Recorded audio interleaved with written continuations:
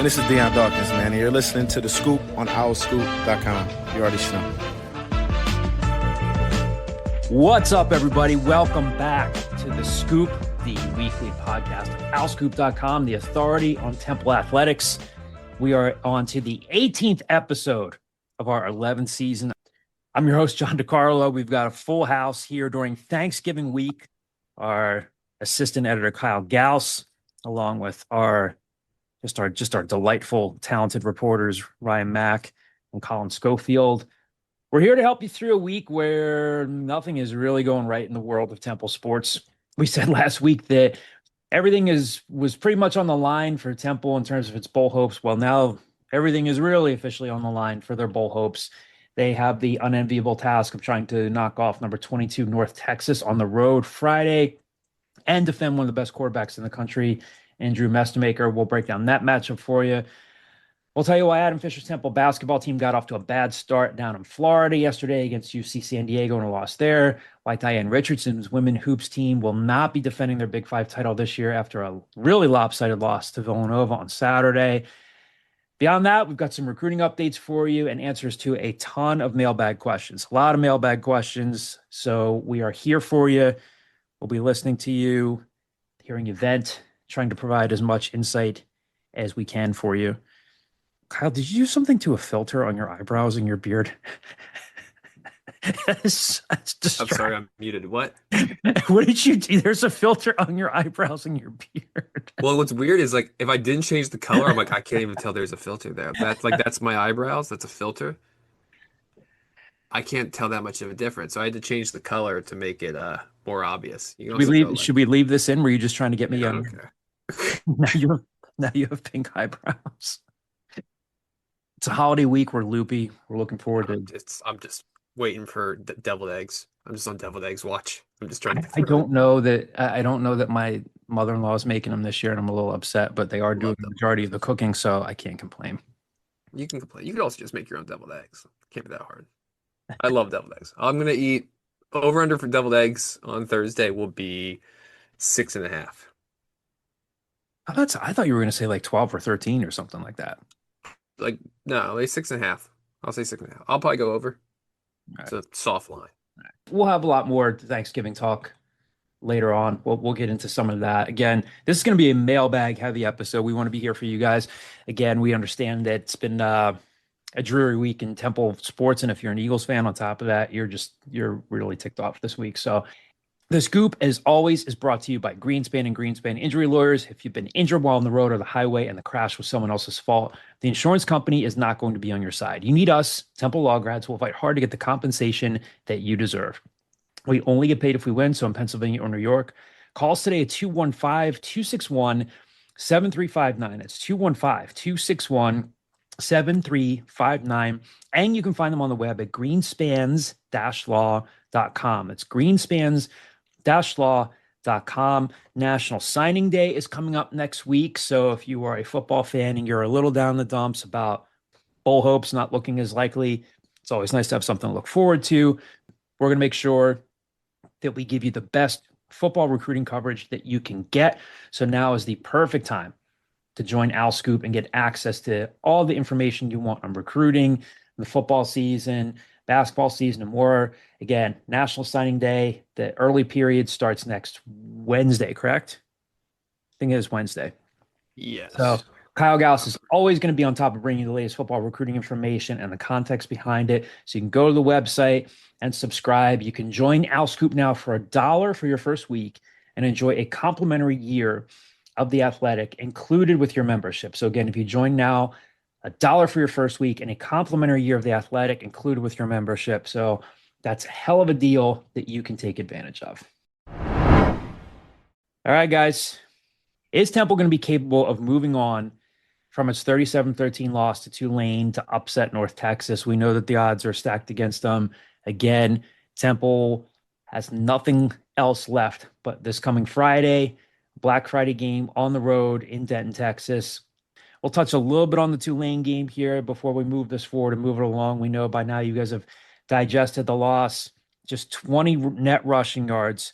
Even if you add in the yards that they lost on sack yardage, still a bleak day The offensive line was banged up. Chris Smith got the start at center because Grayson Maines turned his ankle last week. Luke Watson started right tackle before Diego Barajas came in. So Barajas and Maines eventually played, but this is a line that gave up 4 sacks, rarely gave Evan Simon a clean pocket to throw from. Bryce Bohannon didn't play for Tulane. Didn't matter. This, I think, was kind of like the early sequence that set the tone for the day. So Tulane wins the toss, defers. Jay Ducker appeared to clearly get first down yardage on a 2nd and 6 carry from Temple's 29, but the officiating crew marked them a half yard short. I thought it was a really bad spot. Now, again, 37-13 loss. I'm not saying you blame the officials, but it was kind of just more so like a harbinger of things to come. Kajaya Holloway gets flagged on for illegal motion on the next play. So then Evan Simon throws incomplete on 3rd and 6. Temple punts. Then 2 plays later, Jake Retzlaff hits Shaz Preston on a 69-yard touchdown pass. 2 plays later, right over the middle of the field. Shaz Preston just kind of muscles past Jalen Castleberry down the middle of the field. And then they're off and running. They're up 10-0 after that. Their best drive, Temple's best drive, was the response after that. But the rest of the second quarter was just a mess. The next 3 drives, 11 yards on 10 plays. They used less than 5 minutes of the game clock. So just not a good showing. They were just outplayed by a better team. We talked about where some of the vulnerabilities were, and they just couldn't take advantage of it. So any lasting impressions of this game? Not much positive they can take away from the game, but I thought that we all thought it might be a bit of a closer game. But again, a 37-13 loss. They were coming off a bye week. Now they're on a shorter week heading into North Texas. I don't know what you can take out of Saturday where you could say, hey, they showed me something here that they might be able to put on film to carry into Friday's game at North Texas. But was this even worse than you guys expected? Yeah. I mean, it was they just seemed like all the concerns you had going into it are or all the things you wanted to see change didn't happen. Mm-hmm. Like you wanted them to be able to run the ball against them. You wanted them to get pressure against Reslov, like all these things that could happen. What's surprising to me is that they picked him apart and Reslov wasn't a threat, like dual threat wise at all. Mm-mm. Like, he didn't need to be. Yeah. Which I think is honestly probably more coaching. I think Tulane was probably just like, look, we can win this game without you putting your body on the line. Like, don't do it. We're going to need you for this playoff run. But yeah, I mean, I think it's about as bad of a result as they could have expected in that game. And the concerning part to me, and I texted this to you, the concerning parts to me, it seemed like Temple kind of just gave up, like a lot earlier than it should have. I think part of that is just like where they are in the rebuild of a program is it's guys that haven't won before that when they're like front runners and they get out to an early lead, everything's great. If they fall behind early, it's done. It seems to me like it's just like that they gave up on that game after the first drive in the second half, which I maybe part of that's with how the first half ended. I mean, they avoided a bullet by Jay Ducker getting back there to prevent a absurd touchdown on a hook and ladder. Yeah. But yeah, just about as demoralizing as a loss that I think you can have if you're a Temple fan. I think the last time that they truly did that and fought back, I mean, Casey Keeler would counter and say, well, look at what we did against Georgia Tech. I would give them that, but otherwise, Okay. I know they fought back to claw their way back into the game and eventually got blown out. But Same with the ECU, I guess. They came back to be 14-14, but then they lost by. Yeah, and they just don't have enough to muscle past them. The trick play that you're referring to, it was a risky thing. And even so, it was sad because they had blockers and it would have been an unreal play, maybe game defining. And like Casey Keeler said, they had people that weren't in the right place. Jacoby Hills just stops paying attention, doesn't realize that it's a live ball. Just stared at the ball. It was not great, but they actually had a caravan of blockers that had everybody been in the right place, it might have paid off, but yeah, not great. I will say, more important thing is after the fact, Temple got the stats right. For a long time, they gave Kajaya Holloway minus 40 yards receiving on that play because it was like a fumble, which was not correct. And I'm glad to say it has since been corrected. So the numbers look a little better from Saturday than they did initially. Kind of going off of Kyle's point, is just this team not being able to just play from behind. That's just one thing that I saw, and just their confidence just seemed shot in a way where they just got behind and they just kind of got down themselves. John, you were there at press yesterday. Like Coach Keeler talks about it a lot. Like he just needs to build their confidence back. I was at practice, and it just seems like not. I don't want to say like dead, but the vibe that we've seen in the last like from this team the last couple weeks, like just wasn't there. You could hear like a pin drop. There wasn't a lot of energy. Kind of just felt like this is the last game of the year, essentially. Wasn't really expecting this to be as big as big as blow as it was. I thought Temple would be able to throw on Tulane a little bit better. And I thought that Temple's defense would be a little bit better, especially with the pass, especially since their second leading receiver, Bryce Bohannon, was out. Like I really thought that they would be able to take advantage of that. And they just weren't able to. And you saw once they got down, it just felt like there was no viable way for them to come back into the game, honestly. Like 1-2 touchdowns, they're done. Yeah, Casey, he said yesterday, he acknowledged that the mood. He said, "Yeah, I got to pick up their confidence." It was a little, I forget what his exact word was.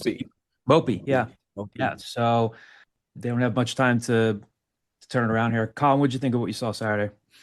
I mean, I think it's basically just what Kyle and Ryan have already hit on, not to like kind of rehash it. But I think we all thought they'd be able to move the ball better on offense, and they just didn't. And then it's just goes in the confidence thing. As Casey said after the game, he didn't think the confidence was going to be low, but I wasn't there on Monday. But I mean, I believe like the confidence is lower. It's just going to be about like fixing that going into North Texas. Yeah, I think not to get like too far into what's made Tulane of years lately, but like I think a lot of it, and maybe we didn't consider the ramifications enough, was how good their defensive line is. Yeah. And like I think Temple's offensive line just got kind of exposed against them. I mean, there's some guys like they did a good job of identifying like hoppers from what Appalachian State. They brought in the South Alabama kid, but like they kept Cam Hamilton, 4-year guy there. Like they've been able to allocate their resources appropriately to keep their defensive line intact. And I think you saw a banged up Temple offensive line in fairness. Like Diego Barajas had the flu. Grayson Maines or maybe Grayson Maines had the flu. No, Diego had the flu. Grayson Maines turned his ankle. Yeah. So Grayson Maines turned his ankle on Monday. They're kind of just like in and out of the game, not playing the full thing. I think you did see Temple's offensive line, which has been better this year, still isn't up to the level where it can compete against Tulane's defensive line. And I think Evan Simon was uncomfortable in that pocket. So as for trying to upset North Texas on Friday, you have the Drew Mestmaker story, ends up at North Texas as a walk-on, blew up the bowl game last year. Now he's thrown for almost 3,500 yards, 26 touchdowns, just 4 interceptions. He's leading all FBS quarterbacks in passing yards this season.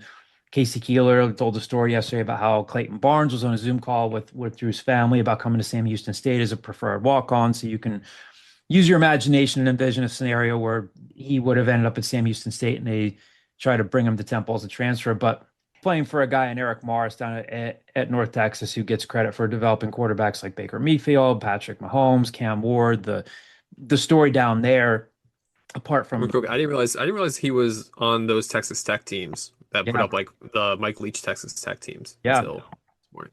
Obviously, Drew Mestmaker ends up in a good spot. And now, their challenge is going to be keeping both those guys after this season. I think, Mestmaker. Yeah. So if Temple has a chance Friday, and I don't know that it's going to be nearly enough, it's that North Texas has the worst rushing defense in the conference. They've allowed more than 2,300 yards. Opponents are averaging 211 yards per game on them. Skylar Cassidy, that's a name that we were initially keeping an eye on when the coaching change happened. That was Casey Keeler's defensive coordinator at Sam Houston State. So he moved over to North Texas as their defensive coordinator. So I guess I can envision a scenario where maybe early on they break a couple of running plays. The problem is, and we've got a story coming out from Amari Womack where he talks about just looking at the running woes over the last 3 losses here. And, against Army, they just kept the ball. They only had 6 possessions. Against TCU, you fall behind and you can't just steadily run the ball.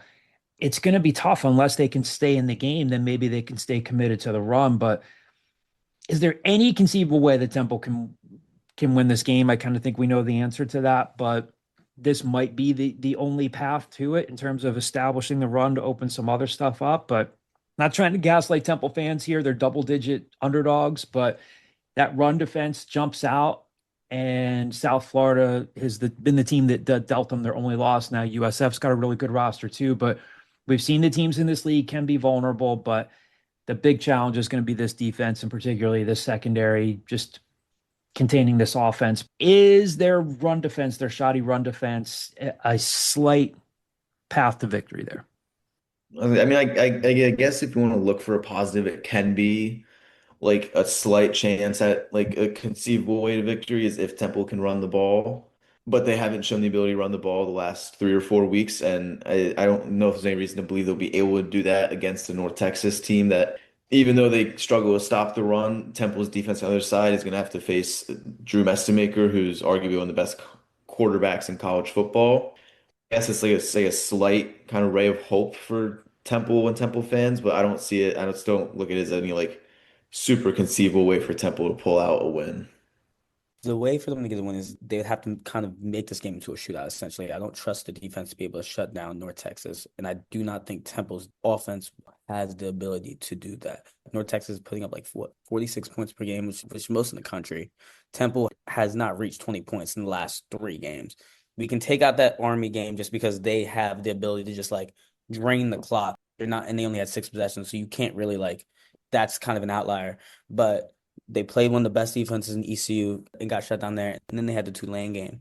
I just do not, with their confidence being shot with that, I do not think they have the ability to just like continuously kind of like keep scoring if this game goes into a high scoring game. And I do not have the faith in Temple's defense, especially their secondary, which has been banged up since the end of October now. They're getting Dante Pollard back, but he's still banged up. Avery Powell's been dealing with injuries for the past month or so. I know Keeler said they're going to be rotating like their corners in and out, but then you're relying kind of just on their youth there with Denzel Chavis, Adrian Lang, Devontae Ward-Grant would be the next people up after that. And I just do not think they would have the ability to just kind of contain them at all. Even with the pass rush was there, but Cameron Stewart got his first sack since that Georgia Tech game last week. So I just don't think that they have the means to be able to stop that team. Yeah, I mean, I think we're all in agreement that it's a maybe a solar flare happens. Like I don't know, like we'll see what. But like I kind of look back at this and I go, okay, how can you get this team the number one offense in the nation in scoring and total? I don't know if you can afford to go toe to toe in a shootout with them. You look back at games that, like they've lost or like have been close. South Florida ran the ball down their throat. Like they ran 300 like plus yards, right? yeah, but like South Florida, maybe your mind immediately goes like, well, South Florida has a different level of athlete. 3 weeks ago, we all thought South Florida was going to be in the playoffs, like different level. Then you go, okay, Army took them to overtime. Army has a niche thing; they can run the ball, like triple option. They do this. That makes sense. Western Michigan took them to overtime, and the way that Western Michigan took them to overtime, which in fairness was in Kalamazoo or wherever West Michigan is, they took them to overtime because even they ran the ball against them. They put up 216 yards against them. So I think really the only chance you have is to somehow run the ball against them. Unfortunately, it's something that Temple has not done well recently. In the beginning of the year, we thought that might be their calling card of, okay, they're going to rush for 180 yards a game, and they're going to go from here, and it's kind of fallen off the cliff. I think if you try to go toe-to-toe with them and you give them too many possessions, it's just, let's hope they don't put a 60 burger up on you, because this is a team that averaged 11.6 yards per play last week.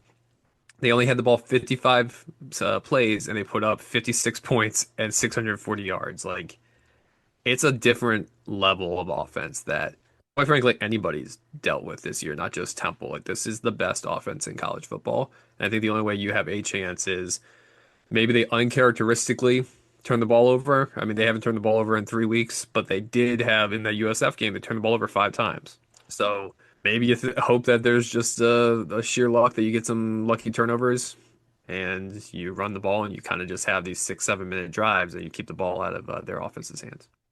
Eric Morris has done a nice job there, and not to if we Arkansas. Yeah. It's easy, I think, to remember, like, okay, UNT, like, oh, they're good. They weren't supposed to be this good. They have not been that good since they've joined the American. They've been like a 6-win team, and all of a sudden you're going to, if they beat Temple and they go in there and they beat Tulane, they're going to be in the college football playoffs with the number one scoring offense. Yeah. He's going to be at Arkansas. Yeah, unless, like I said, unless there's some oil tycoon down there that wants to pay him life-changing money. If he is, he went to SMU. He didn't go to North Texas. Yeah. Yeah. Guys, Temple, as of now, per the Bet MGM line, They're 19.5-point underdogs. Do they cover? No, I think this is a bloodbath.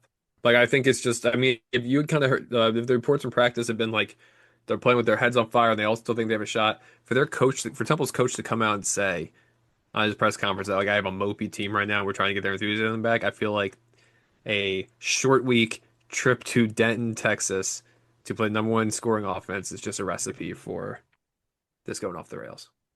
Well, we'll talk more football in the Are we doing mailbag. predictions? Let's throw some numbers around. I figure we were all predicting a loss. North Texas 56, Temple 21.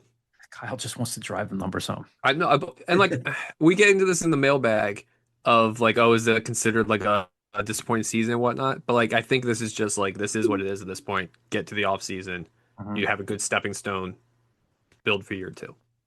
Ryan, put a score out there. 52-20. Okay. I'll say 51-14. I'm gonna go It's 50. 9 scoring possessions is what Colin just mentioned. 6 touchdowns and 3 field goals. And that's gonna be a bloodbath, Kyle. That's what happens. I'm gonna go 48-17. They always say like you got to score touchdowns on them. I think they're just gonna try and get Carl Harden a field goal at some point, and I also think that, like Kyle said, North Texas has some stuff to play for. I could see Eric Morris calling off the dogs at some point and saying, let's just make sure that Drew Messmaker doesn't have any sort of freak injury. But yeah, I don't think it's going to be particularly close. Speaking of things that weren't particularly close, Adam Fisher's Temple men's basketball team lost Monday evening to UC San Diego, 91-76.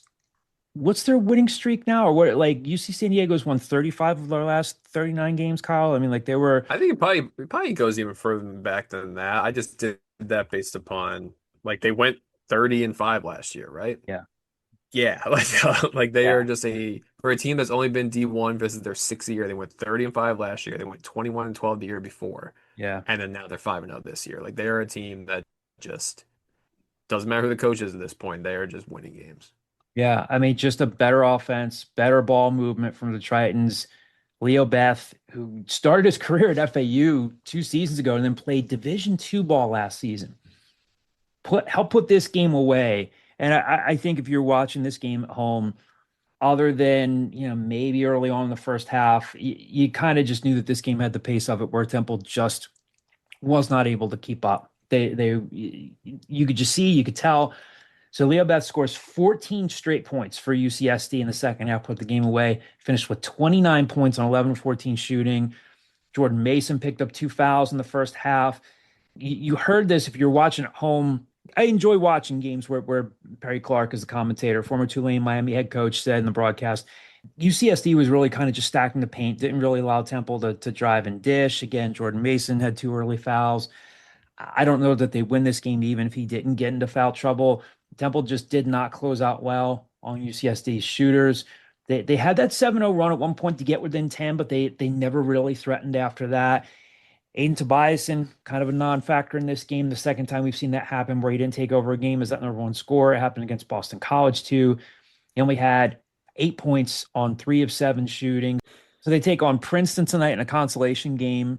So they are going to play them. They're going to play them twice in the next 21 days. So they just lost to a better team that, I mean, it kind of reminded me a little bit of like what Temple looked like in the tournament loss to Cornell. I mean, they just could not keep up. The ball kept moving around. That was a crisp offense. I mean, if you're a Temple fan, you don't like watching it. If you're a college basketball fan, you enjoy watching it.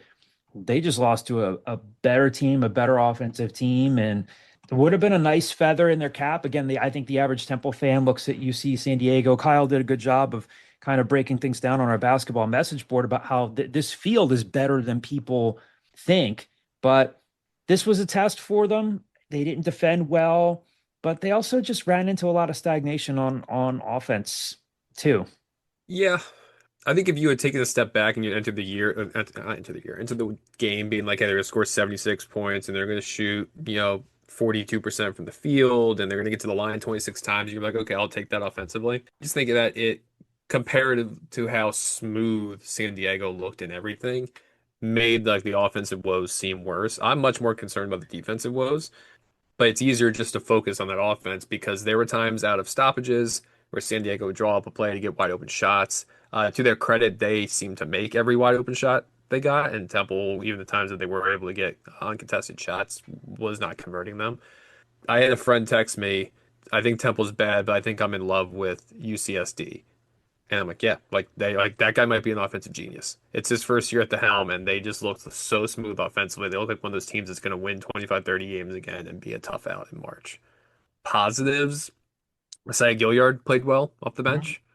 I think there's times when there's guys that have gotten off to hot starts that want to play. I know it's a cliche. They want to play hero ball. Like you see guys when like I saw times against that game where whether it's a Darian Ford or whether it's Mason when you have the ball at times where you're like, okay, like you're kind of forcing some shots here that maybe you didn't necessarily want. But all in all, kind of what I expected. Like I looking at this field, I didn't think when this field got announced in March, a lot of people kind of like scoffed at it. I think you can make the argument that based upon last year, Temple had the worst year last year of any team in this field. San Diego's net was 36 last year. I'm not saying they're going to be that again. It's a completely new roster. It's a new head coach. They have promoted their AHC to head coach, but it's a good program at this point. So I'll be keeping a track on them because I think they're one of those teams that's going to be out west. And you're going to be like, oh crap, they shoot the crap out of the ball and they win 30 games here. The Temple fans probably aren't going to care at all about this. I know that the past couple of games at the Leah Course Center, Messiah Gilliard has consistently been a guy that cover the game. We sit in whatever section 110 is where they have the media contingency. Go down to the post game press conference. That media room is just too loud to work in. So I come back up and sit up there, and so you can see what's going on in the court. And Messiah Gilliard is consistently a guy that goes out there and like works on shots, corner threes.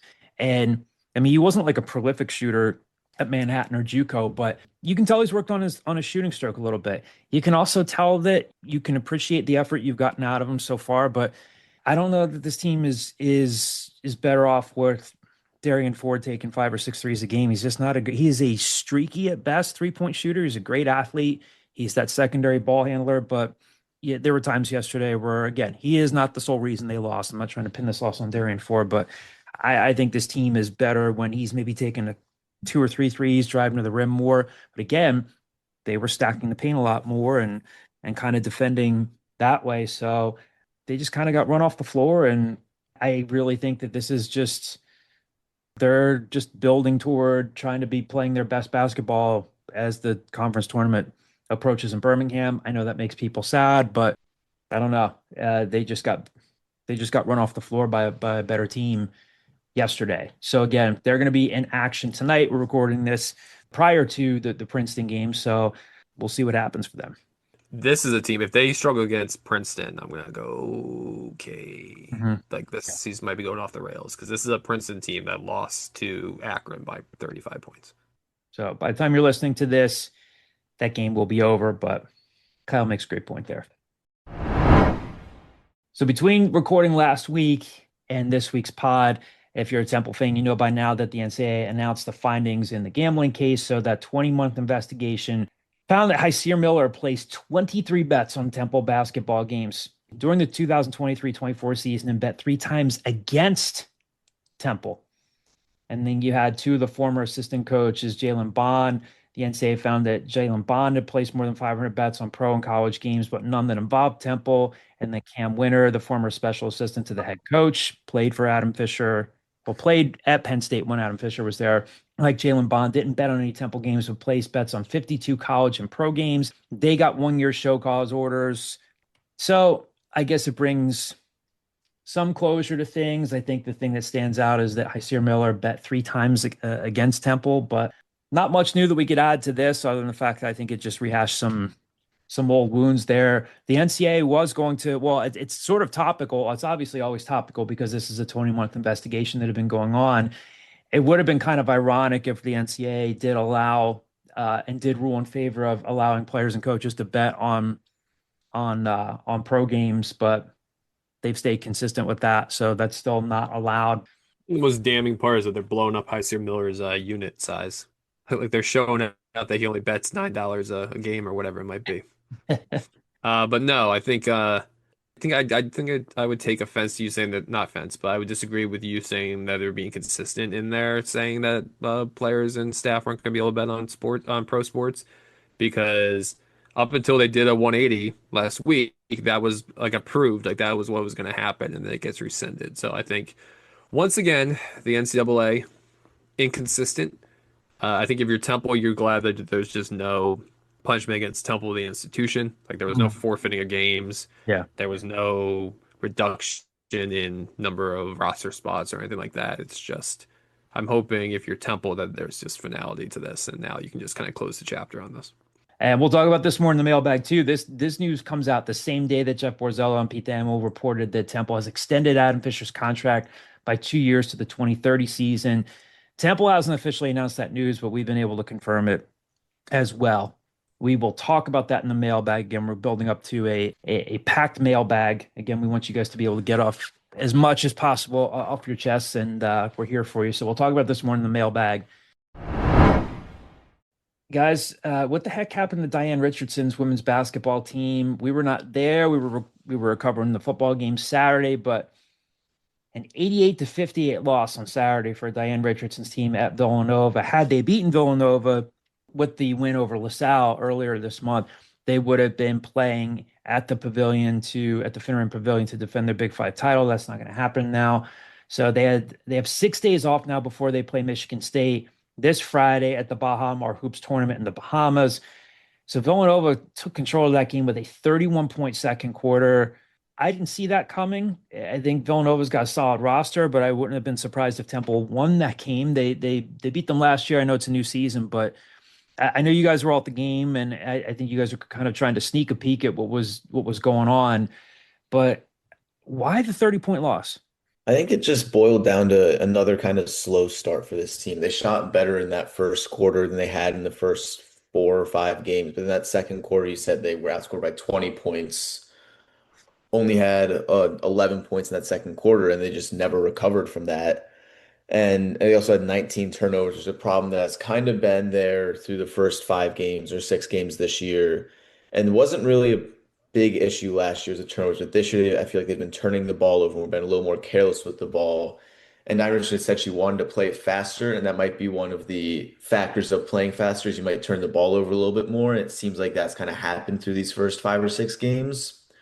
I think 19 turnovers against Villanova, it's tough to when you turn the ball over that many times. Keeler Turner only shot 2 for 11 from the field. She's kind of struggled here and there with her shooting and her efficiency so far this year as well. It's kind of another thing I think for me. But yeah, I mean, I wasn't there. I wasn't able to really see the full game, but I mean, not something I saw coming, and probably the most concerning loss this year so far. I mean, their only other losses are to probable NCAA tournament team. So to lose by 30 to a team that, I mean, I think is very beatable for this Temple team is fairly concerning from my view.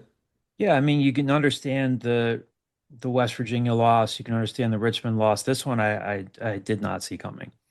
Their 19 turnovers on Saturday would have been the most that they had all of last season in a game. So just, yeah, you're just not going to win a game like that.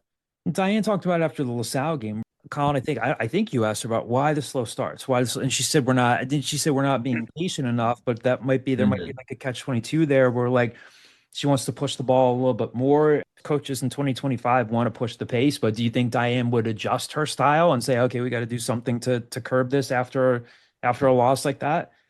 I don't know if she would like fully adjust the style because I mean she was very adamant about wanting to play fast and push it. And I mean after one loss, like a tough loss to Villanova, I don't know if she'll fully change the kind of the style she wants to go for. I think she believes in the personnel she has where they can play fast with quick guards like Kayla, Tristan Taylor, who played well in that loss, and Brianna Mead, and then with the bigs that can kind of rebound and run the floor as well, especially Julissa Molina. It still feels like they have the personnel to run that like fast offense. I think it's just working on limiting those turnovers and just kind of finding that groove in that like kind of equal opportunity offense where it's a quicker pace now than last year. If we're trying to cling to some positive things here, again, it's been a pretty dreary week for Temple sports, football, basketball. Kyle, tell people what they're missing out on if they do not subscribe to Owl Scoop. What are they missing out on in your recruiting roundup coverage? More negativity. Wasn't the best week for the future Owls in their playoff advancements, but a couple of them are still alive. I Yeah. think we have I don't know if we'll have any more recruiting roundups. If so, it might be next week. We'll see if I can make that happen. Or maybe I'll send you box scores and you can put together. I don't know. But yeah, I mean, I'll say a certain Temple player commit surpassed a 5-time Pro Bowler and first round NFL pick as his team's all-time leading receiver this week. And I didn't include this in recruiting roundup, but I will mention it now. I mentioned a week or two ago that St. Francis Academy and IMG Academy backed out of their thing, all this. Now St. Francis Academy, which consists of 3 Temple commits in Logan King, Cohen Logan, and John Watkins, will play a high school from Utah that I am blanking on in the first high school national championship, which is put on by Overtime. Mhm. And Omaha Productions, which is Peyton Manning's agency or whatever. And that will happen in December. So high school football lives on if you're St. Francis Academy. Is that game? Can people watch that game on television? Sure. Yeah. I assume if Omaha Productions is there, I'm assuming Yeah. it's going to be streamed somehow. So it might be a chance for Temple fans to get a look at 3 commits. We always At say that point, probably 3 signees. Yeah, I was going to say 3 signees. So things could always change. Things are always a little weird on signing day at the start of the early period. I don't know. We're going to talk a lot. Kyle's going to be out of town, but we'll have a lot of recruiting coverage for you next week for signing day. I don't know that I haven't heard anything that would indicate that those 3 guys are considering changing their mind, but we'll see. But yeah, Temple's getting three of these commits from one of the top programs in the country. All right, let's get to this mailbag. Before we do, our friend Mike Greenspan has a tip for you about Thanksgiving driving. I wouldn't want to be commuting a ton during this week. That's when the roadways are usually busy. So Mike has a tip for you there, our friend from Greenspan and Greenspan Injury Lawyers. So we'll hear from Mike here and then get into a very, very packed mailbag. Thanksgiving driving is upon us. It means that college students are going to be home and celebrating with their families. And it means that especially on Wednesday night and Friday night of Thanksgiving week, the bars are going to be filled. So if you are driving late on Wednesday night or on Friday night, expect to be very defensive in your driving because you're going to have to deal with people who've had way too much at a bar. Not only that, don't be surprised if there are sobriety checkpoints out there by the state police on the roads and entrances to highways. Thanksgiving is a time that we should all be thankful for, to be with family and celebrate what we have. Please make sure that you're careful and that you can enjoy this holiday. All right, we've got a busy mailbag to get to. Our first question comes from the screen name of Manacart. What is the status or timeline for the JUCO eligibility ruling? Who are the Temple players that could be back next year with a favorable ruling? Yeah, Manacart, if you can figure out the way and the timeline that the NCAA does things, then you let me know. I think the expectation, this has come from Casey Keeler, is that it won't be decided in the next weeks and that this will go on to next year. If that's the case, they're kind of hoping or expecting that maybe all those guys that would have been out of eligibility, those JUCO guys that are seniors, would maybe be given a year of an impasse, like Ben Osweke was and took advantage of. To answer the second part of the question of who would benefit from that, say Kukroma, Kajaya Holloway. Javier Morton told me last week that he would consider coming back. Javier Morton would think coming back. Diego Barajas, Chris Smith are both JUCO guys. Keep going down. Khalil Poteet was a JUCO guy. Kate Supernut, JUCO guy. I don't know. Does Ben Osweke get a 7th year? I don't know. It's there's a bunch of guys that are still up in the air. I think anyone that gives you a definitive answer is talking out their ass. Yeah. It's very much up in the air. I think this is why Casey Keeler's been adamant that it should just be 5 years to play 5, because otherwise you're going to get guys that are playing next year that are 29 years old. With a budding 401k. Probably not. They didn't start getting paid till a year or 2 ago. Look, the best time to invest in your 401k is yesterday. Second best time, today. Financial analyst Kyle Gauss here for all of your investment needs. Mm-hmm. Next question here comes from the screen name Temple Owls 86. Thoughts on the Fisher extension? Why now? I think this is, again, no one's spoken on the record about this. Temple has yet to even officially announce it. We've been able to confirm it.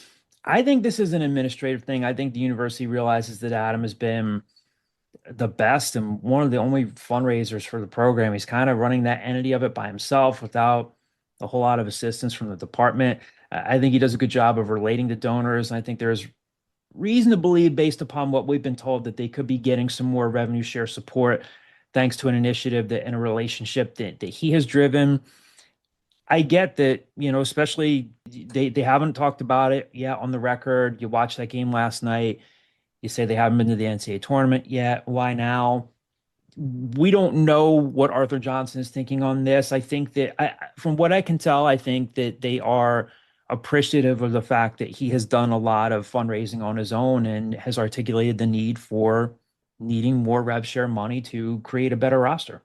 Yeah, I think it's also just, I mean, for better or for worse, you compare Adam Fisher to some of the other hires that have been done throughout the athletic department, and he's been one of the more successful ones. Like I think it's you're hard pressed to find people that like would have negative things to say about Adam Fisher. So I think that also factors in. I also think, I mean, you want to put your tinfoil hat on a little bit, that like, yeah, it behooves Arthur Johnson to be able to point to a hire and say, look, that was successful. I extended him. Like I hired that guy and now I'm extending him because I think we're on the right track and I made the right hire. Like I think you'd be naive to think that at least wasn't part of the factor or one of the factors. But yeah, I think I would agree for the most part. It's more behind the scenes stuff.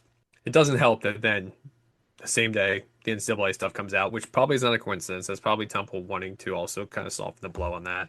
Yeah. But then two, you then lose to San Diego in a bad fashion right after that. But these decisions are not made off of one weekend's worth of results. Right. Temple Owls alum 1620 is the screen name, checking in with the next set of mailbag questions here. Two-parter. Number one, thoughts on the direction this basketball program is going under Adam Fisher? And number two, how's the program in a better spot than Aaron McKie had it that warranted an extension? Who wants to take a stab at the first one, the direction of the program under Adam Fisher? I completely understand when people are like super reactionary. I really do. And like I get it, especially when it's like your alma mater, like you probably found time. It's a 4:30 tip off. I gotta find a way to see this game. This happens, and you get upset. I completely get that. I by no means is Temple basketball like, oh, they're gonna win 8 games this year and are a complete embarrassment, blah blah. They're like that one game doesn't change anything of what we thought the season was gonna be, where it's like it's an out of conference schedule that hopefully you win a fair amount of games of. Then you kind of take your blows in conference and maybe you get hot in March. Like that doesn't change anything. My general thoughts on the direction of this basketball program have not changed in the last week, where I think until the university or an outside influencer or whoever it might be starts to heavily invest in the program, that it's kind of just like this is what it is. Where you hope you get lucky in March, and if not, it doesn't really matter because it seems more and more like the Power Four and the Big East are starting to really kind of like lock down the NCAA tournament. The only way you're going to get into the tournament if you're in the American or the Atlantic 10 is to win your tournament. So there's obviously exceptions to that, like Memphis with the star power it has, if it ever gets itself together, which they don't look that great this year. If they ever get their situation figured out, then maybe they're one of those guys that like, okay, you have the name recognition that you can come to our party. Otherwise, it's just win the tournament. So it's just treading water until something happens financially, in my opinion. How is the program in a better spot than Aaron McKie had it that warranted an extension? It's a fair question. Adam hasn't been to the tournament. Aaron didn't get to the tournament. Aaron had the signature win at Houston, and you thought that might have set them in the right direction. I think Aaron McKie is a fantastic human being. I think that Aaron probably felt, that might have been a mutual parting of ways. I don't know that anybody ever like said that so much on the record. I think that Aaron probably knew it was time to go. I think Aaron's a very good coach. Adam is probably a better fit in terms of saying, all right, I'm going to pound the pavement to try to meet with donors. Love it, hate it, anywhere in between. Even if you're a college basketball fan that says, I miss the days of yore where guys could stay for 4 years, you got connected to players. Adam, whether he ultimately succeeds in this department or does not, Adam is willing to go out and saying, what can we do? What can we do to market the program? Who can I meet with? Who can we talk to fundraise? He will hustle in that regard, as will Diane Richardson. Diane Richardson spearheaded that relationship with Don Staley. These are self-starter coaches that are scrapping and clawing and fighting to get any resource they can for their program. So they are very mindful of the environment and know about the challenges, but want to face them head on and don't want to say, oh, well, we're just Temple. We can't do this. I think they are coaches who are very much willing to find ways to succeed. Whether they get to that next step, we don't know yet. But I think that might be why Adam Fisher is a better fit than Aaron McKee in that regard. Again, will he eventually go down and knock off a number one team on the road? It hasn't happened yet. I don't know that that'll happen, but if you're looking for the program being in a better spot, I think Adam is a pretty sound fit for a coach who wants to embrace the challenges of what the landscape is today. I'll also say, not to crap on Aaron McKee, I also very much like Aaron McKee as a person.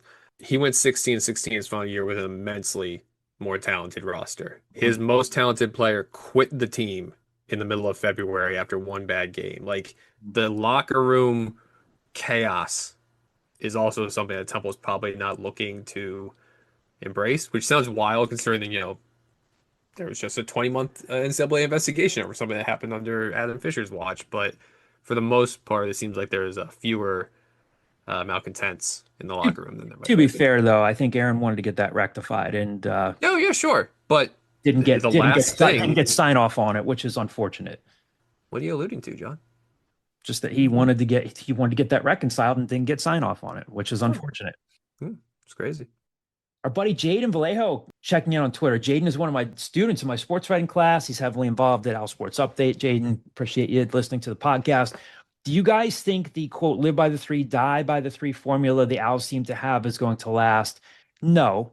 I also don't think that is the formula that they want. Now, Adam Fisher has said, we want to shoot threes. We want to push the pace. I think you can see that they do want to. I mean, any coach will say, we want to move the ball. I do think that this team moves the ball better than last year's team. They do try to look to make the extra pass and move it around because for better or for worse, they don't have a Jamal Mashburn Jr. Now, again, you could go back and say Jamal Mashburn Jr. played too much hero ball or he couldn't stay healthy, but I don't think that they are so much looking to live by the three, die by the three. I mean, they purposely try to push the ball into the paint and get to the line. That's something that they have tried to do.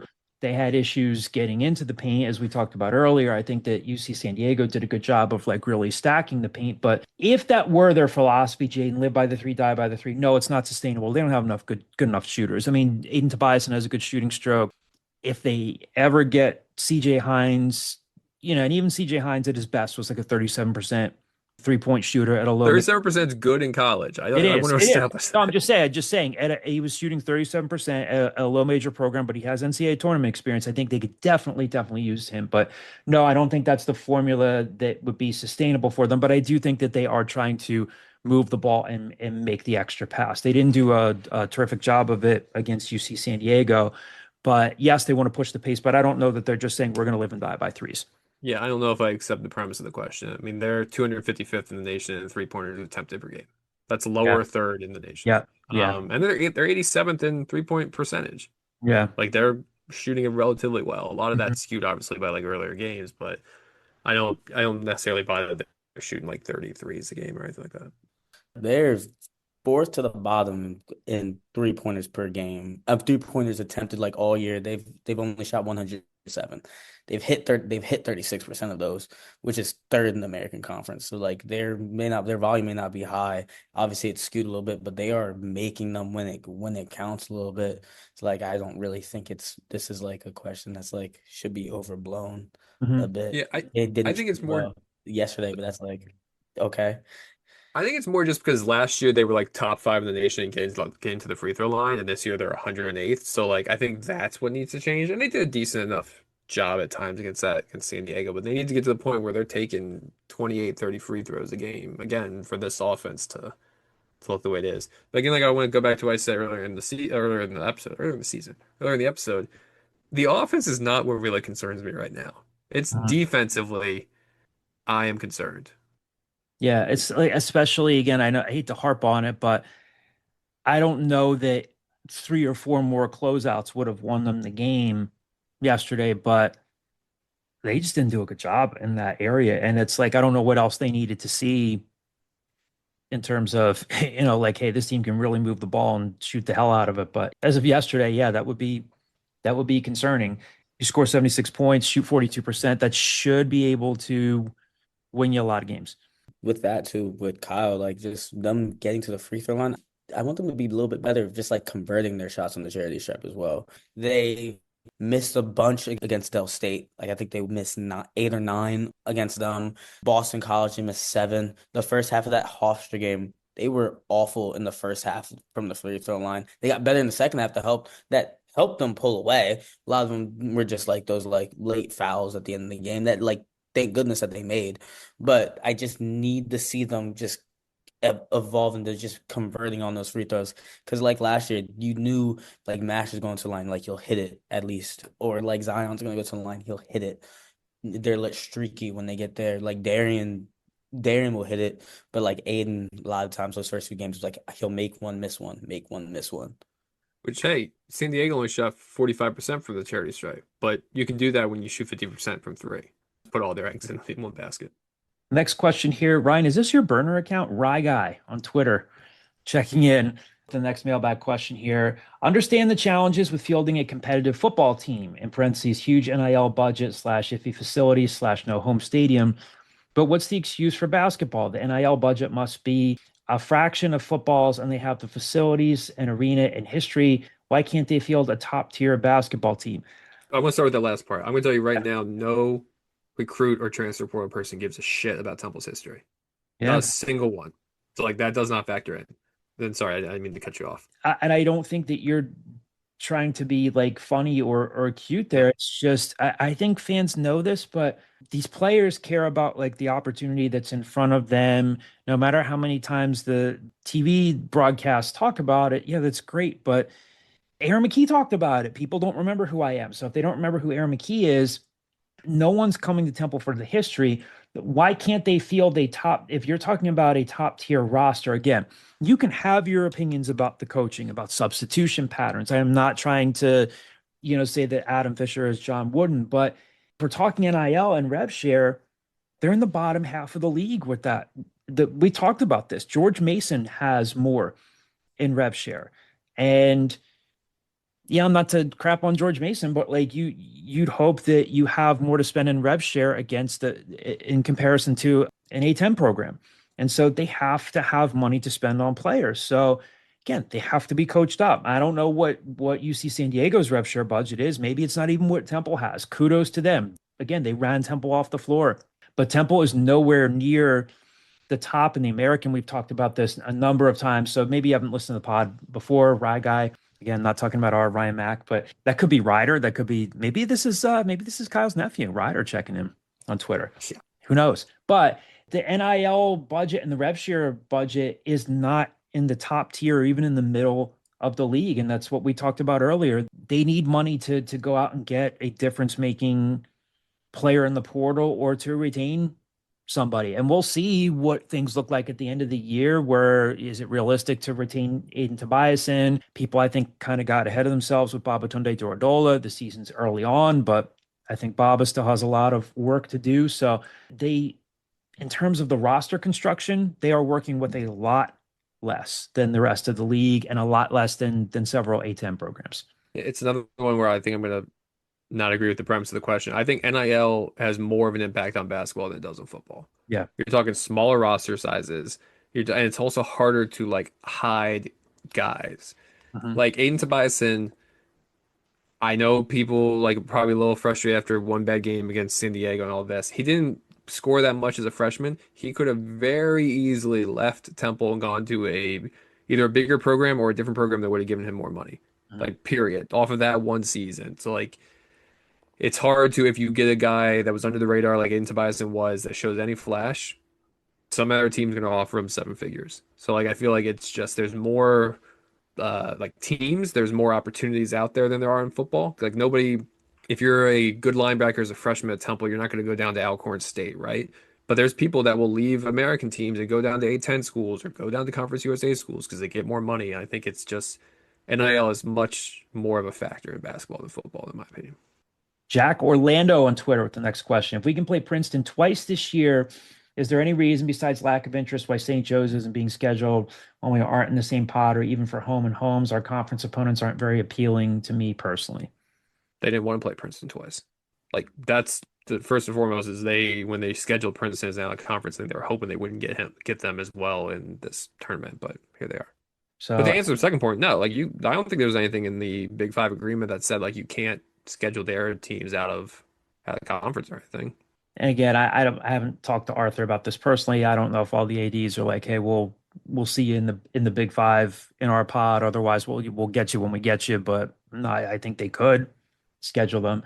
If they ended up playing St. Joe's, great. Do I think it ignites this fan base? I get it.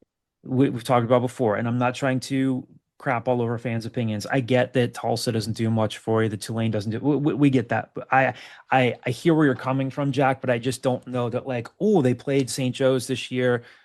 Sure, it's one more game on the schedule, and I get that we're saying this coming off a loss, but until this fan base understands and whether they're winning or losing, like they can't fill the lower bowl at the Liacouras Center, and I don't know that like, oh, all of a sudden they just scheduled St. Joe's and that's going to really ignite things. Would it be more appealing than an American game? Sure, but I don't know that it makes a huge difference.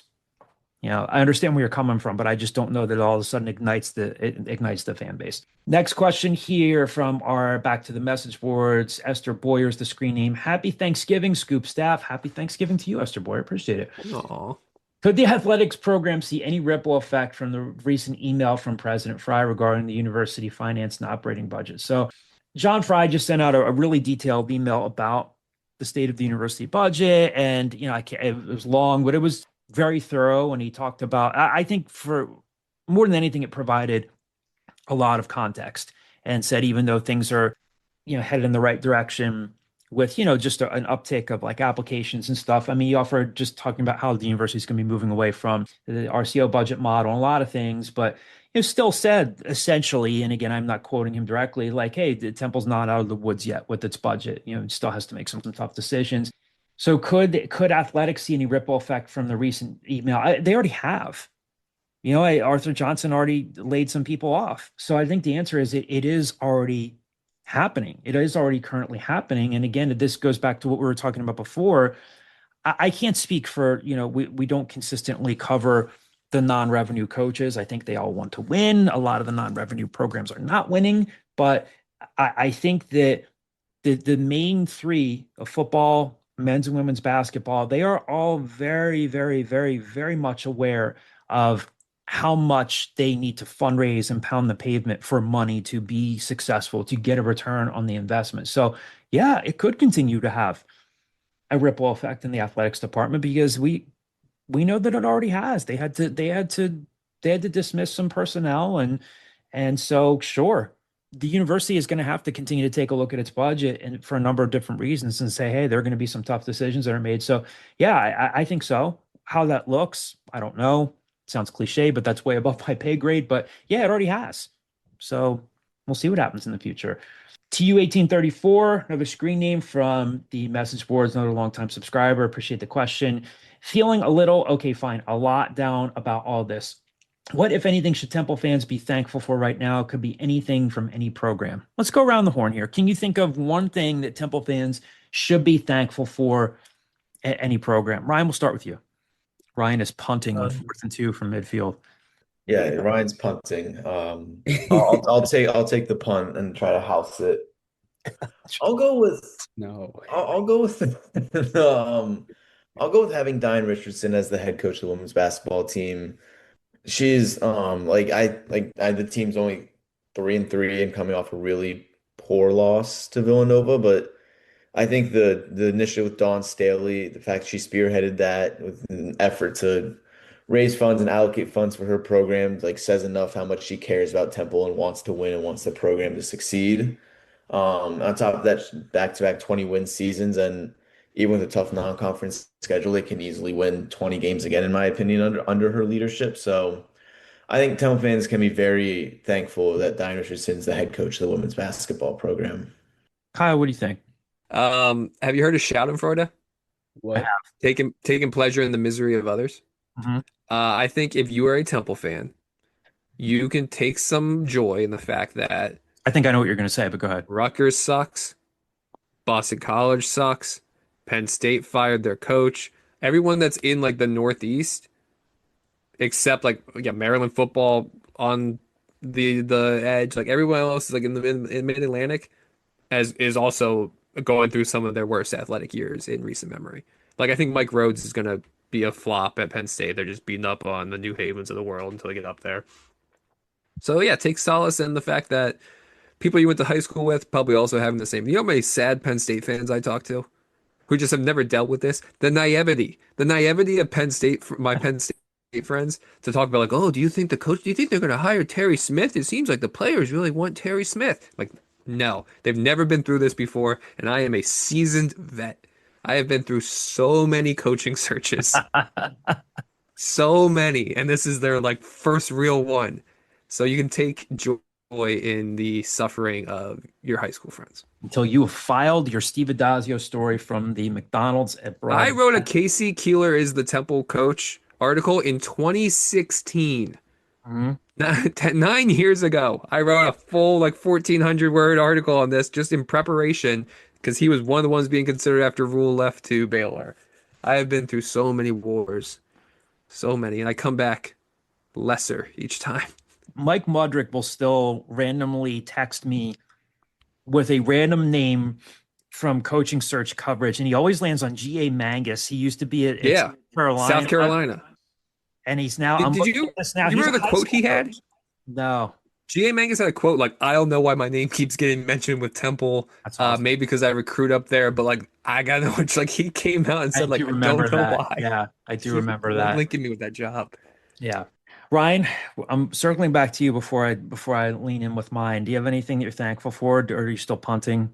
I had to think about it a little bit. But for me, it would probably just be last week, just Adam Fisher signing his extension with 2 years left already on his contract in the first place. Just being able to keep him here. I do think that Adam is a really good coach. Not just a really good coach. I think he's just really personable and just like with like relationships and like bringing players in and just having him on the staff. I know like there were like rumors kind of over the offseason about like whether he would leave, whether he stay. So just having him stay and having him be committed to the program, I think is really huge. If you're a Temple fan, and that this kind of leads up to a question that we're going to have and a couple of questions here. Do I think they're going to finish 5-7? Yes. There's a question about whether or not it's going to be a disappointing season. I still think, and I completely get it, because you can look back at the Navy loss and the Army loss and say they should be bowl eligible. I think you can still be thankful that Casey Keeler is the football coach at Temple. That hire could have gone wrong, and I really like the guy, but and look, we brought up his name, and we know for certainty that he was a finalist and interview for the job. I don't know if Elijah Robinson would have been the right hire. Maybe he would have been, but Syracuse, if The only reason they didn't give up 100 is because Notre Dame didn't want to score 100. yeah, I mean it's not going well. Now, granted, they lost their quarterback for the season, but it's not going well up there. And I'll be interested to see how Fran handles adversity up there in that type of situation. But I think they got that hire right.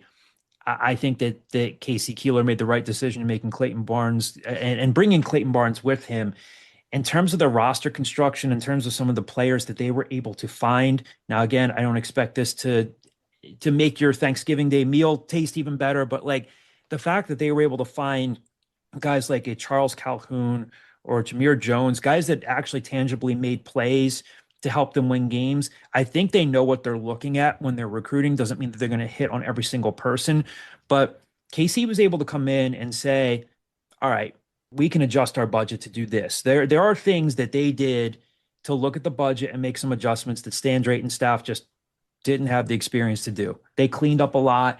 Yes, they have to fight to retain a lot of the talented young players that they have. All of that's going to be out there, and this is going to start sooner rather than later. But I still think that you can feel thankful that Casey Keeler is the football coach at Temple, that he's probably not going anywhere, and that there's going to be some stability there, and that they more often than not know what they're doing. I'll be back. My friend, I'll be back. Sean McGady. Very dreary week. Will it be okay? And did you ever, or slash, do you still have a friend Turkey Bowl football game? If so, what position did you play? Sean, we'll just go right to the Turkey Day game we've been talking about. Is it going to be okay? We're not soothsayers. I don't know. Maybe Kyle is. Maybe Kyle has a crystal ball. Maybe he has a Ouija board that he's been looking at. Kyle, you used to talk about your Turkey Bowl game. I don't think you're still playing in it, but you would go home and you would go home. I Yeah. feel like you used to go home and play Black. Yeah, until I was probably 28, 29 maybe. So for a good like decade after high school, I would go back and play a turkey bowl on the week of Thanksgiving. Actually, usually after Thanksgiving, usually Yeah. the Friday or Saturday after Thanksgiving. Cannot do that anymore. I have two children. I have the fatigue of a man with two children and the bad knees of a man with two children. But I mean, I feel like the whole point of turkey bowl, at least from my experience, was like rotating positions. Like I was never like, oh, I'm showing up and I'm only playing quarterback today and I got my arm loose. Like you rotate in, you play slot receiver sometimes. I was always good when I played defense to find the receiver that was also tired and just line up against them for that snap to be like, look, we're both just taking this off, right? Like this snap, like we'll pretend a hand fight here, but neither of us are really running routes, right? But I would say I don't have the best arm in the world. I was a big if I had to play quarterback to do the 1,000, 2,000 when you got to five, then you could scramble. Mhm. I was good on that. I was a decent slot receiver. I have decent hands. So yeah, all over the place. Ryan, Colin, do you guys play Turkey Bowl games? You guys are still young. Your lives are still ahead of you. Is that still a thing? Yeah, at Ryan, you least for sound me. you sound giddy about this. You have a game coming up. Yeah, I have a Friendsgiving tomorrow. Me and my high school homies playing. We're doing a turkey bowl. 4:15 at the local high school field right by my boy's house. I have cleats. No, Um, too far, too far, too far, too nah, far, Wait, too nah. wait, far. Wait, is everybody wearing cleats or just Yeah, you? everyone's wearing Okay. cleats. All right. Because there in my turkey bowl, there was always one kid that would show up with cleats and we're like, what are you doing, man? Someone has eye black. It's be great. that's amazing. Three things here. Number one, cleats. Kyle's already addressed it. Maybe a little too far, but I kind of like it. Number two, 4:15 kickoff is if you guys are playing on Fox. It's not four, it's 4:15. I love the quarter of the hour kickoff. Three, are you playing under the lights? There's no way this game finishes in daylight. What are you doing for light? Is this like Invincible, where like Mark Wahlberg, like you're playing on a lot in South Philly and people are shining their headlights in? What are you guys doing for lighting? You see, I don't know that last one. Honestly, I don't know. And I wish I did. Like, I don't, I don't have the answer for that Is one. this the first time you played on the high school field? That one, usually there's like there's like a park by my friend's house. We usually go there. But this Well, yeah, time, that's what I'm asking because the high school field's not going to turn the lights on. no, no, Like, not at like it's all. going to be Not dark. at all. You It's guys gonna have be a connection And with the school also, board where it's like, oh, the field that you guys used to play on, was it a regulation side field? Because I don't think you realize how wide this field's going to be. yeah. Um, yeah. No, it wasn't. Has been a long time since I've been on like a high school football field. Last time I think it was like April 26, 2022 when I was playing lacrosse. No, wait, no. Take that back, take it back. When I played lacrosse like for men's league, but that's a little bit different. You can jog a little bit. Like full speed, yeah, like April Like like it's April 53 yards 2022. wide. Yeah, are you Yeah. guys playing wire to wire here, like the full length? I I mean, think we're only doing half. I think we're only doing half. I think we're only doing half field. But if usually wide receiver, cornerback, that's my main one. what high Um school? Are you allowed to say which high school, or are we doxing you? uh Lawrenceville High School. Hmm, Well, all right, Lawrence High School. Lawrence High School. okay. No, I don't think no one knows where Lawrence, New Jersey, where Lawrence is. Oh, I think a lot of So people would. We have a lot of loyal listeners in that area. If so, if we came up to cover the game, would you grant us an interview or would you blow us off? depends on how well I did. I I'm gonna be it depends how well I depends, did. depends how well I did. If I played well, which I'm gonna say right now, I think I will. But I think I'll be decent. But like if I play well, yeah. If I didn't, I'm a sore loser. I'm really, really competitive and I'm really, really competitive. Like I will keep I'm not gonna lie about that one. I don't know if I would be in that great a mood to talk to people after that. I think I know what Um the answer would be here. Who would you fear most as a reporter in a post-game press conference among all of us here? don't laugh, Colin. What? Who I fear most? I don't know, honestly. I think you all would ask fair and honest questions. If I happen to drop a pass, you would ask what happened on that pass. You His know, disability is accountability. He'd always hold himself to a higher standard. Well, who like do you think would give you yeah, like a tad bit of extra snark post game Colin, questions? Colin, Me? See, I'm thinking Agree. I Colin or would agree. say Kyle, It's Kyle. Colin. Kyle. Colin No, or it's Kyle. Colin. It's Colin. What? No, it's definitely Kyle. 100% Colin. Kyle would definitely be the Me? type of person to say, "Why are you the way you are? Do you hold yourself accountable for this loss?" Unless you're playing the like Naval Prep Academy, then Colin's just he's gonna tear you apart. Yeah. This is Coming crazy. against his Yeah. beloved midshipman. Mm. But yeah, usually we're playing there. Wide receiver cornerback, that's my main thing. Just because that's what I used to play. And I just run straight Just go routes. couple routes, fly route. I'll run right past this person. I have two Hopefully. in the rest of my life, so 18 to 24 months, I have two go routes left in me. Like in my life. There's no way I could play like a full game of just like I'm gone. Absolutely not. So Robbie my Anderson says the hardest route to learn to run in football. What do you see think that. your stat line's going to be tomorrow, Ryan? Okay. I think I know ready-made teams, and I know my quarterback, and I know the wide receiver right next to me. And I think me and him are gonna be a tandem. Hmm. Again, So not right next to you. He'll be 52 yards away. yeah, we're lined up on the same field together. Shout out Russell Dorio, love him, love him. And I think our He's quarterback, got his he's name's got to Nick. help us pop a number this week with some Yeah, numbers. our quarterback his name's Nick. He's a lefty. You know, I've been a minute since I've called a lefty pass, but I think I might have 5 catches. I don't know the yards, but I think I have 5 catches and a touchdown. I'll get someone to live tweet it for me. You know, I actually no, I'm gonna go to the sideline and live tweet myself. Colin, do you play a turkey bowl game still? I do not. We've never really been a Turkey Bowl like family or like my friends have never really done it. It's never been something we've done. It's something I'm sad we haven't done. And when I have my family, I plan to do it, but I've never really done it. Oh, I like that. When he has his family, he's nice to do that. I like that. What position would you be, and why would it be X receiver? I Um, think Colin's like a weak side linebacker. I Oh, would be I'm kind of in the mode of Kyle here. I'd be wherever I don't have to run the most. Which in So Turkey Bowls probably could be a weak side linebacker. If you're probably blitzing, if you're like like a safety on defense where I just kind of like float and look for interceptions, or like a tight end that just does like sit down routes on offense. I don't need to move around too much. I can't really move around too much. I get tired too fast. I will say finding the right level of Turkey Bowl, I think is important. Of like, look, there's some people that are better athletes than others, right? So if you have one of those guys in a Turkey Bowl, they can really just like make it not fun for everybody else.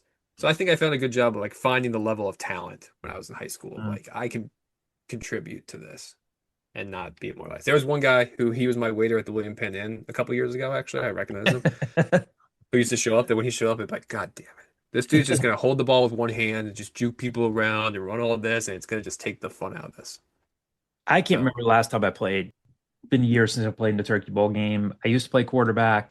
I used to play in that Philly Sport and Social Rec League for flag football. And one year, this had to have been 2007 or 8-ish. My friend somehow thought that I played football at Temple. And we were playing a team that this guy had like long flowing hair, looked like he was built like George Kittle. And my friend at the time, Nick, said, cover that guy. We want you on that guy. Oh my God. I could not stay in front of this guy. He was like 10 yards consistently. I felt like Vince Vaughn in Wedding Crashers, except I wasn't getting hit. And finally, I'm lined up against this guy again. And this team kept running plays. I was like, did you play somewhere in college? He was like, and I can't remember his name. He was like, yeah, I played in college. I was like, how far did you get? He was like, had a short stint on the Rams practice squad. I was like, Jesus Christ. So I go over to the guy on our team. I was like, nobody can cover this guy, but why am I on him? And my friend Megan Wagner, who is now married to our friend Ryan Roeder, who's on Lafayette staff, he's like, oh, Wags said that I thought Wags said that you played football at Temple. I was like, no, I did not play at Temple. What makes you think that I look like I played football at Temple? But I was like, can somebody else take a turn with this guy? But because this is just embarrassing. So, You know who he was probably teammates with? no. Harlan Harris. Ooh, pride of Downingtown. One of the Arlen Harris, who was in the NFL for several years. With the Rams. Yeah. Yeah. That's my connection. Anyway, appreciate the question, Sean. A couple more to get to here before we close things out. Pro Better 4 on Twitter. After playing 5 games against mid-competition, what is your updated men's basketball win total projection? I think, again, I understand where people focus on Temple. The bottom of the American is very bad, and a lot of these teams are going through the exact same thing that Temple's going through. Tulane just lost to New Orleans by 20 at home. East Carolina lost to somebody bad very recently. East Carolina just lost to Charleston Southern and UNC Wilmington by 25. UTSA is arguably the worst out of all of them. Like, it beat College of Biblical Studs, and then it lost to Abilene Christian. Like, College Biblical Studs. We talked about that before. It's not College of Biblical Studies, Biblical Studs. no, it is. I just refuse to call it that. It's Biblical Studs. So like there's a big drop off in the American, and like there's still plenty of like mid games, as he says, on Temple's out of conference schedule, that I still think this team's going to win like 16, 17 games. I think this is going to be a repeat of last year. I don't think it's really changed much for me. I think before the year, I probably predicted like 17 or 18 wins. I think I'm still in that same range after 5 games with how weak the bottom of the American is and how I think there's still a handful of winnable games in non-conference. So I'll stay at like 17 or 18 wins. I'd have like 18 wins. I don't see them reaching like 20, but I think 18, like 17 and 19 is a good range. And Kyle said it best there. I want you to clip that, what you just said, and we'll buy soundboards, and I'll just be able to press the button. And it's just your voice saying, I think Kyle said it best right there. Kyle said it best there. You would be scary with that much power, but Man, if I had a soundboard, it'd be like a reggae horn, and then just clips of things that you say out of context. that'd be great. It was fun when Declan was bringing the other board over and he was dropping in the little sound effects. Yeah, he was good. He was very happy. Our buddy Glenn on Twitter, not a question here. Just wanted to read his comment because he took time to listen and drop this in here. For the season, most would have been happy with the progress at 5-7, but the way they may get to 5-7 is disappointing. If they win Friday, forget I sent this. Hoops related, I know UCSD is a very good team, but defending the 3 needs to be much better. Let's beat Nova. Spot on, Glenn. Yeah, agree with all of it. Lone Star 2000, the screen name from a message board checking in. After 5-3 start in bowl eligibility, staring Temple in the face, and a 5-7 finish is now inevitable. They beat 4 teams they should have beaten. Now it looks like they stole one from bowl eligible UTSA. They pissed away 2 against the academies and got smoked like a fine cigar in the rest. Many contributors walked on senior day, and Keeler has stated the poaching of others is already underway, so maybe we lose 3-6 in the portal. Next year we have road games at Navy, ECU, Memphis, and USF. We play State Penn and UConn, and neither is a slouch. Did we simply upgrade from a perennial 3-game winner to a perennial 4 to 5 game winner? Walk me back from the ledge. I don't think so. I'll answer this quickly and then get out of the way. I want to hear what you guys think. I think that, and this kind of ties into an answer that's upcoming. No, I think they have the ability to win 6 or 7 games a season and go to a bowl game because they should have done it this year. So I don't think that they are perennial 3-game. I don't think they're going from perennial 3-game winner to perennial 4 to 5 game winner. Now, is it a possibility? Sure, because you have to be able to pay to retain guys. But I think they have the potential for, as long as Keeler is there, however long that is, to win 6 or 7 games. That shouldn't be this lofty goal, but understand where we're coming from. But I don't think that they are just incrementally going up 1 win each season. Yeah, I'll say if you're an optimist, that you hope that everything that you've mentioned in this episode, like Charles Calhoun and Jameer Jones and these guys that he's identified, you hope that with a little bit of success and now like a season you can point to of like, look, we hit the ground running and we made this team, everyone says most improved, blah, blah. You would hope that maybe like that caliber of guys that they're like pulling up goes up a notch. So like even when they're like having to like be creative in the way they're getting guys, maybe they're in with guys they weren't getting before. I will, just as a way of cautioning too much against looking at like future schedules of the teams he lists here, like Navy, ECU, Memphis, USF, Penn State, and Connecticut, wouldn't surprise me if 3 or 4 of their head coaches are somewhere else next year. So like it's impossible to predict like what are those teams going to look like. South Florida was horrible for a decade until they got it right with Alex Galesh. So like, are they going to get it right again? I don't know. So like I'm more focused on just like what can Temple do to build Temple's roster and become a better version of Temple before I start to weigh in like, well, they're going on the road here and this guy's coming here and they're doing this. So I would hesitate to put a cap on what Temple can and can't be at this point because we have no idea what any of these teams are going to look like. Just going off what Kyle said, one can't really look at where, like, Did you what see how team. happy you made him right I there? was waiting for Said it. I was waiting for it. just going off of what Kyle said, just chiming in on what Kyle said. Yeah, Ryan just tapped his chest. I got you, Kyle. You can't look at what teams you're gonna be playing next year. It's a different year each year. College football, like the landscape always changes. Two, I think like yes, the 5-3 start and maybe probably going from 5-3 to 5-7. Yes, that sucks. But like for me, my whole thing with this is gonna just be rebuilds take time. And I wasn't really expecting them to make a bowl game this year anyway. I thought they were gonna be 5-7, regardless. Would have been cool for them to make a bowl game. Yes, it would have. Them being one game away and then losing 4 straight. That does suck. But they weren't supposed to be in this position in the first place. You've seen what KC can do with his talent. Now you're kind of like they have good senior leaders and everything.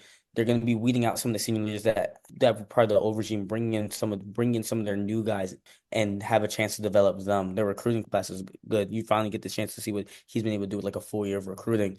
They have players that if you're able to retain them, like juniors and like freshmen and underclassmen, that they are able to develop. Like keep Kevin Mason, he can be a good running back. Able to retain Peter Clark. You have these pieces that you're able to kind of build around for the future. So 5-3 going to 5-7 does suck. Let's not act like this was like awful. Just using Tulane as an example, they went from a 46-point deficit last year. It should have been 52-0. It should have been they just got shut out 52-0, but Therese Worthy burst a big run. To all of a sudden it's a 24-point deficit. Is that a moral victory? Sure, but like there has been such drastic improvement in 1 year. I think if you're an optimist, you just have to project that another further year. Casey Keeler's burner account checking in with just a comment. At least the Eagles won, right? Right? You know what the worst part of all of this is? And I'm talking to somebody in this Zoom as I say this. I don't need everybody's opinions about the Eagles. Like I'm like live tweeting games. I don't need to read the same thing 45 times with 45 different swipe like small tweaks to it. I think in general, let's just put the phone down. Put the phone down, John. Just put the phone down, John. I tweeted 2 or 3 times during the game. Can somebody explain this? Inexcusable, blah, blah, blah, blah, blah. I'm like, no, we're all thinking it. We're all going through the same misery. I don't need to bring my phone up and then just be like, what is this? I'll tell you, Jordan chose the worst game to throw a tantrum about having to clean up his toys during. Oh, I was already on the edge, and I'm about to deal with a soon-to-be 6-year-old refusing to do his chores. Did not go over well. at what point in the game did his tantrum hit its fever pitch where all this It collided? was right after the punt return fumble. I may or may not have threatened to take away Disney World. A completely hollow, like you're going, but I threatened it. Did he believe you? He cleaned. Actually, no, that night he didn't even clean out. I just put him to bed. We like dragged him upstairs and put him to bed. He was being such a little turd. So no, I don't think he believed me. If anything, he dug his heels in. John, you did have 4 tweets about the Eagles on Sunday. See? Plus 2, I don't need any of them. Plus 2 plus 2 retweets. I don't need any of them. So that's 6. That's 6 Eagles related tweets on Sunday. All right. Whatever. We can't all be Patriots fans right now. Couple MVP. I'm so excited. Eagles would beat the Patriots. Yeah. Let's not lie. Let's not lie. No, yes they would. Let's not lie. Yes they would. We'll see. I don't think we'll have to worry about that potential matchup, but yeah, no. Maybe 4.5-point favorites. 2 more to close us out here. The screen name Irritated Al from Twitter. The handle from Twitter. I really enjoyed watching UCSD play yesterday. Excellent defense, gave up no easy shots. They were in Temple's face all day. On offense, they moved extremely well and passed the ball. 21 assists, 8 from a former D2 player. Why can't Temple play that way? They showed glimpses of doing it earlier. We were talking about that earlier. I think this team does want to share the ball. There have been times where they have shared the ball better. I don't disagree with any of that. If you're watching UC San Diego play that way, you'd love to see Temple play offense that way. You love to see a scheme that is executed that way. Can't really disagree with you. Again, I'll go back to this. I do think that they want to play a brand of basketball that is closer to what UCSD plays than some of the ruts that they got into yesterday. But other than that, can't really disagree with you.